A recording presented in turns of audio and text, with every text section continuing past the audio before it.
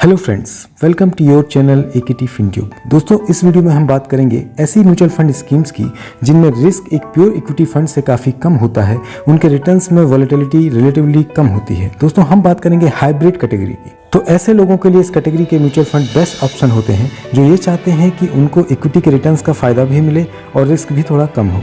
तो फ्रेंड्स, जानेंगे hybrid mutual funds की पूरी डिटेल्स और साथ साथ ये भी देखेंगे कि इस कैटेगरी के बेस्ट स्कीम्स कौन सी हैं। तो फ्रेंड्स, वीडियो में बने रहें till the very and channel को सब्सक्राइब भी जरूर कर लें। फ्रेंड्स, हाइब्रिड कैटेगरी के म्यूचुअल फंड्स अपने फंड को इक्विटी और डेट दोनों में निवेश करते हैं। कुछ स्कीम्स इन दोनों के अलावा भी दूसरे एसेट क्लास जैसे गोल्ड एंड इंटरनेशनल इक्विटी में भी निवेश करते हैं। एक हाइब्रिड फंड से इक्विटी के रिटर्न्स का फायदा तो मिलता ही है और साथ साथ डेट इंस्ट्रूमेंट्स से एक सेफ्टी कुशन भी मिलता है, यानी जब मार्केट में गिरावट होती है तो एक हाइब्रिड फंड ज़्यादा इफेक्टिव बन जाते हैं। दोस्तों, हाइब्रिड फंड को उनके फंड एलोकेशन के बेस पे अलग अलग कैटेगरी में क्लासीफाइड किया गया है, जैसे aggressive hybrid, balance hybrid, equity saving, conservative hybrid और मल्टी एसेट एलोकेशन फंड। दोस्तों, आगे बढ़ते हैं और देखते हैं कि ये अलग अलग कैटेगरी क्या है, इनके क्या क्या एडवांटेजेस हैं और इन सब कैटेगरी के बेस्ट म्यूचुअल फंड स्कीम्स कौन सी हैं। दोस्तों, सबसे पहले बात करते हैं एग्रेसिव हाइब्रिड फंड की। एग्रेसिव हाइब्रिड कैटेगरी के म्यूचुअल फंड्स प्राइमरीली स्टॉक्स में निवेश करती हैं और उनके साथ साथ एफडी या फिक्स्ड इनकम बॉन्ड जैसे इंस्ट्रूमेंट्स में भी अपने एसेट को एलोकेट करती हैं। एक aggressive hybrid fund maximum 17 to 80% का एलोकेशन इक्विटी में रख सकता है और फंड को डेट यानी एफडी और बॉन्ड जैसे इंस्ट्रूमेंट्स में मिनिमम 15 to 25% का एलोकेशन रखता है। इन म्यूचुअल फंड स्कीम्स के एडवांटेजेस की बात करें तो इक्विटी में 75% का एक्सपोजर हमारे इन्वेस्टमेंट को ग्रोथ के चांस तो देता ही है और एफडी और बॉन्ड जैसे फिक्स्ड इनकम इंस्ट्रूमेंट्स में एलोकेशन से गिरावट के दौर में फंड को एक सेफ्टी कुशन भी प्रोवाइड करता है और एक बैलेंस स्ट्रेटेजी रिस्क को बैलेंस करती है। दोस्तों, एग्रेसिव हाइब्रिड कैटेगरी के टॉप परफॉर्मिंग फंड की बात करें तो Quant absolute fund, ICICI Prudential equity and debt fund और कोटक इक्विटी हाइब्रिड फंड, ये तीनों एग्रेसिव हाइब्रिड फंड इस कैटेगरी में अच्छा परफॉर्म कर रहे हैं। तीनों फंड के रिटर्न्स पर नजर डालें तो क्वांट एब्सोल्यूट फंड ने ओवरऑल सबसे बेटर रिटर्न्स दिए हैं। अपनी लॉन्च से अब तक इस फंड ने 17% के एनुअल रिटर्न्स जनरेट किए हैं। इस फंड ने बाकी दोनों फंड से बेटर परफॉर्म किया है। लास्ट 5 ईयर में भी इस फंड ने लगभग 18% के एनुअल रिटर्न्स दिए हैं। जैसे कि फ्रेंड्स, मैं हमेशा यही सजेस्ट करता हूं कि किसी फंड को रिव्यू करने के पहले उसकी शॉर्ट टर्म परफॉर्मेंस को देखने के बजाय लॉन्ग टर्म परफॉर्मेंस को रिव्यू करना चाहिए और साथ साथ उस फंड के रिस्क पैरामीटर का भी असेसमेंट करना चाहिए। दोस्तों, इन तीनों फंड के रिस्क पैरामीटर्स को देखें तो आईसीआईसीआई प्रूडेंशियल इक्विटी और डेट फंड का स्टैंडर्ड डेविएशन सबसे ज़्यादा है। दैट मीन्स इस फंड के रिटर्न्स रिलेटिवली ज़्यादा वॉलेटाइल हैं। वहीं Quant absolute fund and Kotak equity hybrid fund comparably कम वॉलेटाइल हैं। Sharpe ratio and alpha value की बात करें, जिसकी वैल्यू ज़्यादा होना बेहतर होता है, यानी जिस फंड की अल्फा वैल्यू जितनी ज़्यादा होगी वो फंड उतना ही अच्छा माना जाएगा। तो यहाँ क्वांट एब्सोल्यूट फंड का अल्फा सबसे बेटर है, यानी इस फंड ने अपने बेंचमार्क से ज़्यादा अच्छे रिटर्न्स दिए हैं। प्राइस टू अर्निंग और प्राइस टू बुक वैल्यू की बात करें तो ICICI Prudential equity and debt fund की price to earning and price to book value ज़्यादा अट्रैक्टिव है, लेकिन इस फंड का एक्सपेंस रेशो सबसे ज़्यादा है, यानी आपको एडिशनल कॉस्ट बियर करनी पड़ेगी जिसका इफेक्ट आपके रिटर्न्स पर भी पड़ेगा। यानी एक्सपेंस रेशो के कॉन्टेक्स्ट में भी क्वांट का फंड ज़्यादा बेहतर है। वैसे तो ये तीनों ही फंड इस कैटेगरी के टॉप परफॉर्मिंग फंड रहे हैं, बट आप अपनी असेसमेंट के बेस पर किसी एक फंड को अपने पोर्टफोलियो में रख सकते हैं, क्योंकि तीनों ही फंड की वैल्यू रिसर्च रेटिंग भी काफ़ी अच्छी रही है। दोस्तों, आगे बढ़ते हैं और बात करते हैं बैलेंस्ड हाइब्रिड फंड की। बैलेंस्ड हाइब्रिड फंड को डायनेमिक एसेट एलोकेशन फंड के नाम से भी जाना जाता है। दोस्तों, ये फंड एक बैलेंस स्ट्रेटेजी पर काम करते हैं, यानी जब मार्केट में एक बड़ी गिरावट होती है, एक बड़ा करेक्शन आता है, तब एक बैलेंस हाइब्रिड फंड के फंड मैनेजर फंड में इक्विटी में एक्सपोजर बढ़ा देते हैं और जब मार्केट में तेजी होती है और स्टॉक्स का वैल्यूएशन हाई हो जाता है, तब फंड के फंड मैनेजर इक्विटी में एक्सपोजर कम कर देते हैं और डेट इंस्ट्रूमेंट्स में एलोकेशन को बढ़ाकर रिस्क और रिटर्न्स को बैलेंस करते रहते हैं। यानी दोस्तों, जब मार्केट ज़्यादा वोलेटाइल हो और मार्केट में ज़्यादा फ्लक्चुएशन हो रहे हो, तब इस कैटेगरी के फंड ज़्यादा अट्रैक्टिव हो जाते हैं, क्योंकि इस कैटेगरी के फंड के रिटर्न्स में कम गिरावट देखने को मिलती है। ये फंड एक एग्रेसिव हाइब्रिड फंड से थोड़ा कम रिस्की होता है। तो फ्रेंड्स, अब जल्दी से देख लेते हैं इस कैटेगरी के टॉप 3 फंड्स को।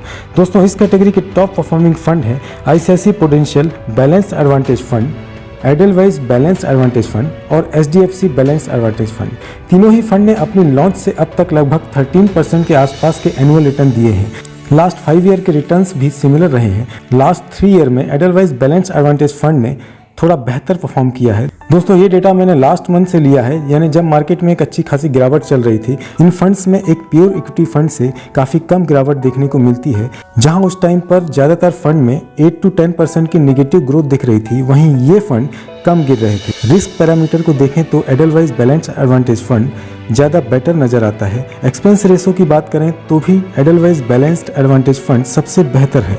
तो ये थे इस कैटेगरी के बेस्ट 3 फंड। दोस्तों अब आगे बढ़ते हैं और बात करते हैं कंजर्वेटिव हाइब्रिड फंड की। Conservative hybrid fund hybrid category में सबसे सेफ फंड होते हैं, यानी इस फंड में रिस्क एक एग्रेसिव हाइब्रिड फंड या बैलेंस हाइब्रिड फंड से काफ़ी कम होता है, क्योंकि इस फंड के पोर्टफोलियो में फंड मैनेजर को मिनिमम 65% का एलोकेशन डेट इंस्ट्रूमेंट्स में रखना होता है, यानी इक्विटी में मैक्सिमम 35% का ही एलोकेशन रख सकते हैं। दैट मीन्स ये फंड रिलेटिवली सेफ होते हैं, कम रिस्की होते हैं। लेकिन इस कैटेगरी के फंड में आप बहुत ज़्यादा रिटर्न्स की एक्सपेक्टेशन नहीं रख सकते हैं, बट एफडी के कंपैरिजन में ये बेटर रिटर्न्स दे सकते हैं, यानी कम रिस्क के साथ एक लॉन्ग टर्म गोल के लिए ये एक बेस्ट ऑप्शन है।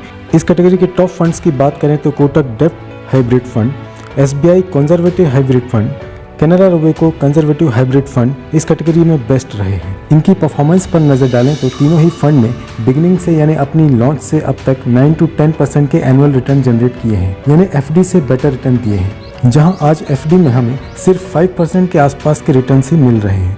लास्ट 5 ईयर, लास्ट 3 ईयर और लास्ट 2 ईयर में भी तीनों ही फंड ने काफ़ी अच्छे रिटर्न्स दिए हैं और एफडी से ज़्यादा रिटर्न जनरेट करके दिखाए हैं। वहीं जुलाई में जब सारी म्यूचुअल फंड स्कीम्स के रिटर्न्स में बड़ी गिरावट हो रही थी, तब इन फंड्स के रिटर्न्स नहीं गिरे, यानी ये फंड रिलेटिवली सबसे ज़्यादा सेफ हैं। रिस्क पैरामीटर्स पर नज़र डालें तो तीनों ही फंड का स्टैंडर्ड डेविएशन काफ़ी कम है। दैट मीन्स तीनों ही फंड के रिटर्न्स में वॉलेटिलिटी कम है। कोटक डेट हाइब्रिड फंड का अल्फा सबसे बेटर है। तीनों की वैल्यू रिसर्च रेटिंग भी काफ़ी अच्छी रही है। ये स्कीम चाइल्ड एजुकेशन, मैरिज के लिए सबसे सेफ और बेस्ट ऑप्शन हो सकते हैं। दोस्तों आगे बढ़ते हैं और बात करते हैं हाइब्रिड फंड की अगली कैटेगरी यानी इक्विटी सेविंग फंड की। इस कैटेगरी के फंड अपने एलोकेशन को डेब्ट इंस्ट्रूमेंट्स में मैक्सिमम 35% ही रख सकते हैं, यानी ज़्यादातर हिस्से को इक्विटी में एलोकेट करते हैं। इन स्कीम्स में फंड मैनेजर अपने पोर्टफोलियो में डेट इंस्ट्रूमेंट्स में 10% to 35% का एलोकेशन रख सकते हैं, यानी ये स्कीम कंजर्वेटिव हाइब्रिड कैटेगरी से ज़्यादा रिस्की होती है। इस कैटेगरी की टॉप स्कीम्स की बात करें तो Edelweiss equity saving scheme, HDFC equity saving fund और एसबीआई इक्विटी सेविंग फंड, ये स्कीम्स इस कैटेगरी की बेस्ट परफॉर्मर रही हैं। ये स्कीम उन लोगों के लिए अच्छी होती है जो इक्विटी में भी निवेश करना चाहते हैं और थोड़ा सिक्योर भी रहना चाहते हैं, यानी इन स्कीम्स में एक प्योर इक्विटी फंड से रिस्क रिलेटिवली कम होता है। इन स्कीम्स की परफॉर्मेंस की बात करें तो तीनों ही स्कीम्स ने अपनी लॉन्च से अब तक ऑलमोस्ट सिमिलर रिटर्न ही दिए हैं। सभी के रिटर्न्स लगभग 9% पर एनम रहे हैं। लास्ट 5 ईयर और 3 ईयर में भी 9% से ज़्यादा रिटर्न जनरेट किए हैं। एडलवाइज इक्विटी सेविंग फंड की बात करें तो इसकी परफॉर्मेंस सबसे अच्छी कही जा सकती है, क्योंकि अगर जुलाई अगस्त के डेटा को देखें जब मार्केट में गिरावट थी और लगभग सभी इक्विटी स्कीम्स 10% के नेगेटिव रिटर्न दे रहे थे, तब इसके रिटर्न्स में गिरावट रिलेटिवली कम हुई है। एक्सपेंस रेशो की बात करें तो एचडीएफसी इक्विटी सेविंग फंड का एक्सपेंस रेशो 1% से ज़्यादा है और स्टैंडर्ड डेविएशन भी एडलवाइज इक्विटी सेविंग फंड से ज़्यादा है, यानी ये फंड रिस्क के साथ साथ ज़्यादा फी भी चार्ज कर रहा है। एडलवाइज इक्विटी सेविंग फंड की वैल्यू रिसर्च रेटिंग भी 5 स्टार है, यानी ये फंड इस कैटेगरी में सबसे बेस्ट ऑप्शन हो सकता है। दोस्तों आगे बढ़ते हैं और बात करते हैं हाइब्रिड फंड की अगली कैटेगरी की। ये स्कीम 2 या अधिक एसेट क्लास में इन्वेस्ट करती है, जैसे ये अपने पोर्टफोलियो में इक्विटी को रखते हैं, उसके साथ साथ डेट सिक्योरिटी जैसे एफडी, बॉन्ड के अलावा गोल्ड, रियल एस्टेट में भी इन्वेस्टमेंट करते हैं। दोस्तों ऐसी स्कीम को मल्टी एसेट एलोकेशन फंड के नाम से जाना जाता है। दैट मीन्स ये फंड मल्टीपल एसेट क्लास में इन्वेस्टमेंट का ऑप्शन देता है। इन म्यूचुअल फंड स्कीम्स को फंड का मिनिमम 10% एलोकेशन तीनों एसेट क्लास में करना होता है। इन स्कीम से फंड को अच्छी डाइवर्सिफिकेशन मिल जाती है। अलग अलग एसेट क्लास में यानी इक्विटी में तो इन्वेस्टमेंट होता ही है, साथ साथ गोल्ड, बॉन्ड, एफडी, कैश और रियल एस्टेट में इन्वेस्टमेंट से कैपिटल एप्रिसिएशन, ग्रोथ के साथ साथ रिस्क बैलेंस भी होता है। दोस्तों इस कैटेगरी के कुछ टॉप म्यूचुअल फंड स्कीम्स की बात करें तो Axis triple advantage fund, Quant multi asset fund और ICICI Prudential multi asset fund, ये म्यूचुअल फंड स्कीम्स इस सेगमेंट में काफ़ी अच्छा परफॉर्म कर रही हैं। लास्ट 5 ईयर की परफॉर्मेंस को देखें तो क्वांट मल्टी एसेट फंड ने लगभग 18% के एनुअल रिटर्न जनरेट किए हैं और बाकी दोनों स्कीम को अच्छी मार्जिन से बीट किया है और लास्ट 3 ईयर और 2 ईयर में भी इस स्कीम ने आउटस्टैंडिंग रिटर्न दिए हैं। रिस्क पैरामीटर की बात करें तो तीनों के standard deviation, Sharpe ratio, beta और अल्फा वैल्यू को कंपेयर करें तो क्वांट का स्टैंडर्ड डेविएशन काफ़ी ज़्यादा है। दैट मीन्स ये स्कीम अच्छे रिटर्न्स तो दे रही है बट इसके रिटर्न्स काफ़ी वॉलेटाइल हैं, यानी इसके रिटर्न्स में काफ़ी फ्लक्चुएशन देखने को मिल सकते हैं। वहीं अल्फा वैल्यू की बात करें तो क्वांट मल्टी एसेट फंड का अल्फा सबसे ज़्यादा और बेहतर है। दैट मीन्स ये स्कीम अपने बेंचमार्क से काफ़ी अच्छे रिटर्न दे रही है। इसकी वैल्यू रिसर्च रेटिंग भी अच्छी रही है। लॉन्ग टर्म प्रोस्पेक्टिव में ये स्कीम अच्छे रिटर्न्स दे सकती है और आपके पोर्टफोलियो को अच्छी डाइवर्सिफिकेशन भी मिल सकती है।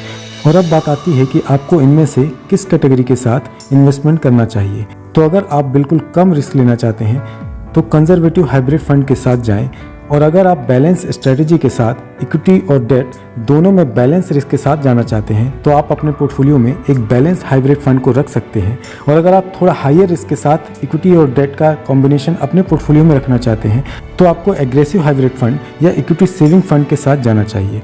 और फ्रेंड्स, अगर आपको मल्टीपल एसेट क्लास में इन्वेस्टमेंट ज़्यादा अट्रैक्टिव लगता है और अगर आप चाहते हैं कि इक्विटी के साथ साथ डेट, एफडी, रियल एस्टेट जैसे एसेट क्लास में भी आपको डाइवर्सिफिकेशन मिले, आपका इन्वेस्टमेंट गोल में भी हो, तो आपको मल्टी एसेट स्कीम के साथ इन्वेस्टमेंट प्लान करना चाहिए। यानी आप अपने रिस्क एपेटाइट, इन्वेस्टमेंट हॉराइजन के अकॉर्डिंग अपने लिए एक बेस्ट स्कीम को चुन सकते हैं। तो फ्रेंड्स, ये थी हाइब्रिड म्यूचुअल फंड की सारी जानकारी। आई होप कि आपको हाइब्रिड कैटेगरी के म्यूचुअल फंड की काफ़ी इन्फॉर्मेशन मिल पाई होगी।